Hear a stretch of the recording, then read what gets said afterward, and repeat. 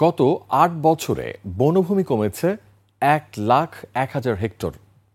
আয়তনের তুলনায় কমপক্ষে ২৫% বনভূমি থাকার বাধ্যবাধকতা থাকলেও দেশে আছে মাত্র ১৫.৫৮%।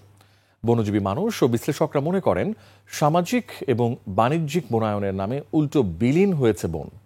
আর পরিকল্পনা উপদেষ্টা বলছেন, বিদেশি অর্থায়ন বা পরামর্শে ভুল বনায়ন পরিকল্পনার পথে হাঁটা ঠিক হবে না। দেশের বনায়ন নিয়ে এক কর্মশালায় এসব কথা উঠে আসে। সাদাত হাবিবি সেতুর রিপোর্ট। ২০১৮-তে সুফল নামের একটি প্রকল্পের মাধ্যমে বন বিভাগ ১,০৩,৯৬০ হেক্টর বনভূমি পুনরুদ্ধার করে। তবে মাঠের জরিপ বলছে, বনায়নের জন্য রোপণ করা গাছের মাত্র ১০-২০% গাছ বেঁচে আছে। আবার ৬০-এর দশকে বাণিজ্যিক বনায়নের অংশ হিসেবে পাহাড়ে গড়ে তোলা হয় রাবার বাগান। রাবার চাষ শুরু হলে অন্তত ২৬ বছর ওই জমিতে অন্য কিছু চাষের সুযোগ নেই। তাই রাবার গাছ কেটে এখন শুরু হয়েছে আনারসের চাষ। অভিযোগ রয়েছে বাড়তি মুনাফার জন্য কীটনাশক আর হরমোনের ব্যবহারের ফলে বনভূমির পরিবেশ উল্টো ঝুঁকির মধ্যে পড়ে।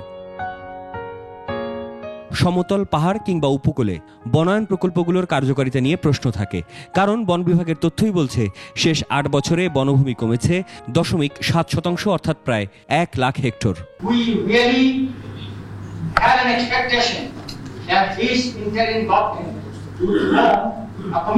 এতগুলি বন আইন, এতগুলো বন মামলা, এতগুলো জেল হাজতে লোক কষ্ট পাচ্ছে, উভয় পক্ষ কষ্ট পাচ্ছে, কিন্তু বন তো আমরা রক্ষা করতে পারিনি।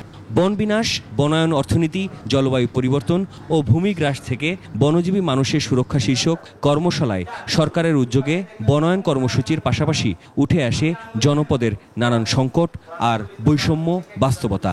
এই বনায়নের নামে যে প্রহসন করা হয় সময়, সেখানে কিন্তু বনকে ধ্বংস করে মানুষ, ওখানকার যারা বসবাস করছে আর বনের উপর নির্ভর করছে, তাদেরকে উপেক্ষা করে তাদেরকে ক্ষতিগ্রস্ত করে। ফরেস্টকে আমাকে আলাদা করে ফেলতে হবে, যেটাকে আমি বলতে পারি যে কনজারভেশন ফরেস্ট্রি। আরেকটিকে আমি বলতে পারি আমার আপনার প্রতিদিনের চাহিদা মেটানোর জন্য আরেকটি ফরেস্ট্রিও দরকার, যেটি হচ্ছে প্রোডাকশন ফরেস্ট্রি।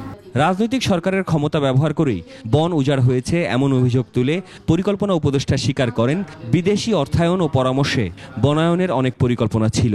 তবে অন্তর্বর্তী সরকারকে ঘিরে অতি আশার পক্ষে নন এই অর্থনীতিবিদ। আমরা এই অল্প সময়ের মধ্যে যেটুকু করতে পারছি, যেখানে যা করতে পারছি তা করছি, চমৎকার যেটুকু করছি, বরং আমরা আরো অনেক কিছু করছি যেটা আমরা কাউকে বলি। এত বছরের চাওয়া পাওয়ার সব ১.৫ বছর মেয়াদে পূরণ করা সম্ভব কিনা, এমন প্রশ্ন রাখেন পরিকল্পনা উপদেষ্টা। সাদাত হাবিবি সেতু, ২১ টেলিভিশন, ঢাকা।